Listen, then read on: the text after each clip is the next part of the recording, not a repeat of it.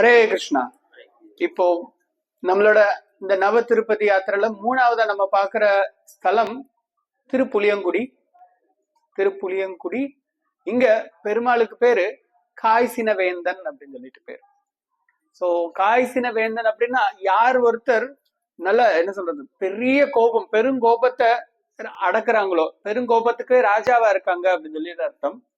ஆக்சுவலா அந்த பெருமாளோட உண்மையான பெயர் காசினி வேந்தன்.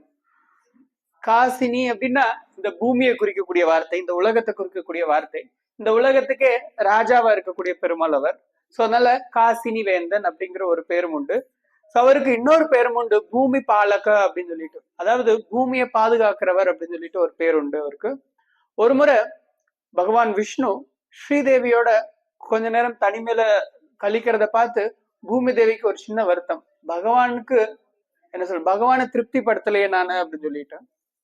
சோ அதனால கிருஷ்ணரை திருப்தி படுத்துறதுக்காக அவங்க பூமியில இந்த கஷேத்திரத்துக்கு வராங்க, திருப்புளியங்குடி கஷேத்திரத்துக்கு வராங்க.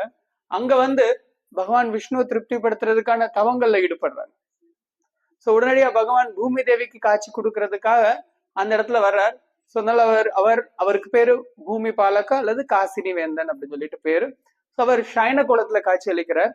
யூஸ்வலா பொதுவாவே வைகுண்டத்துல மகாலட்சுமி தேவி அவங்களோட பாதத்தை அமுக்கி விட்டுட்டு இருப்பாங்க. இங்க பூமி தேவிக்கும் அந்த வாய்ப்பை கொடுக்கிறார்.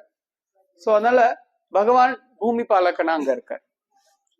அதுக்கப்புறம் அந்த கஷேத்திரத்துல பகவானோட திருவடி தரிசனத்துக்கு நம்ம உள்ள கர்ப்ப கிரகத்துல பண்ண முடியாது. வெளியே பிரகாரம் சுத்தி வரும்போது ஒரு சின்ன சாளரம், ஒரு சின்ன ஜன்னல் இருக்கும். அது வழியா பார்த்து பகவானோட விரல்கள் தரிசனப்படும். அப்புறம் லட்சுமி தேவி காலமுக்கிற அவங்களோட கைகள் தட்டுப்படும் நம்ம. சோ பகவானோட நேர் முகமண்டலமும் அங்க இருந்து நமக்கு தரிசனம் கிடைக்கும். அப்புறம் அந்த ஸ்தலத்துல இன்னொரு மகாத்மியம் உண்டு. என்ன அப்படின்னா, இந்திரன்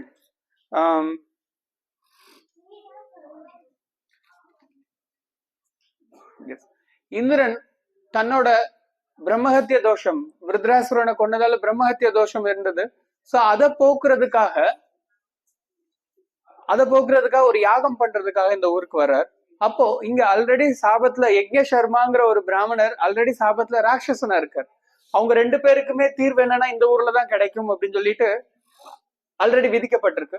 சோ யக்ஞ சர்மாவுக்கும் இந்திரனுக்கும் பகவான் காட்சி கொடுக்கிறார். காட்சி கொடுத்து அவங்களோட பாவங்களை போக்குறார். சோ அதனால பக்தர்களுக்கு மேல உண்டான பாவங்கள் மேல அவர் கோவப்படுறார். அதனால அவர் காய்ச்சின வேந்தன்ட்டு அவருக்கு அந்த ஒரு பேரும் பொருந்தது அவருக்கு. சோ அதனால அது காசினி வேந்தனா இருந்தாலும் சரி, காய்ச்சின வேந்தனா இருந்தாலும் சரி ஓகே. ஏன்னா பகவான் எல்லா விதமான மங்களகரமான குணங்களும் உடையவர். எல்லாமே அவர்கிட்ட இருந்துதான் வருதுங்கிறப்போ கோபம்ங்கிற குணமும் அவர்கிட்ட இருந்துதான் வரணும். ஏன்னா அவர்கிட்ட இல்லாத எதுவுமே இந்த பூமியில இருக்கிறது கிடையாது. சோ அப்போ அவரோட கோபம் நமக்கு வர்ற கோபம், ஏன்னா பகவத்கீதையில கிருஷ்ணர் சொல்றார், கோபம் எங்க இருந்து வருது? காமத்துல இருந்து வருது.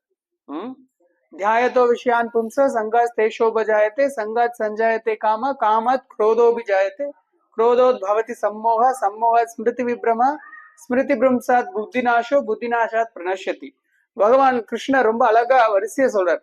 புலனின்ப பொருட்கள் மேல தியானிக்கும் போது அது மேல ஒரு பற்றுதல் உண்டாகுது, அதோட ஒரு உறவு உண்டாகிறது. அந்த உறவுனால நமக்கு ஆசை ஏற்படுது, அந்த ஆசையினால கோபம் உண்டாகிறது, கோபத்தினால நினைவிழப்பு ஏற்படுது, நினைவிழப்பினால மயக்க நிலை உண்டாகுது, மயக்க நிலை உண்டாகிறதால புத்தி பேதளிக்கிறது, புத்தி இழக்கிறதால எல்லாமே சர்வமும் அழிஞ்சு போயிடுது அப்படின்னு சொல்லிட்டு கிருஷ்ணர் அழகா வரிசைப்படுத்துறார். எப்படி ஒரு புலனின்ப பொருளை தியானிக்கிறதாலேயே, ஜஸ்ட் ஒரு புலனின்பத்தை பத்தி நினைக்கிறதாலேயே எப்படி ஒருத்தன் அழிவுக்கு போறாம அப்படின்னு சொல்லிட்டு. சோ அப்போ இந்த குரோதம், இந்த கோபம் அப்படிங்கிறது காமத்துல இருந்து உண்டாகக்கூடியது, அது நரகத்தோட நுழைவு வாயில் அப்படின்னு சொல்லிட்டு கிருஷ்ணர் பகவத்கீதையில சொல்றார்.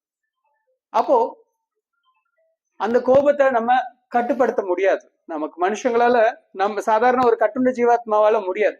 ஆனா பகவானால முடியும். அவரால் கோபத்தை, அதனால அவருக்கு அந்த கோபத்தையும் கட்டுப்படுத்துற காய்சின வேந்தனா இருக்காரு. இது அவரோட இன்னொரு அற்புதமான குணங்கள்ல.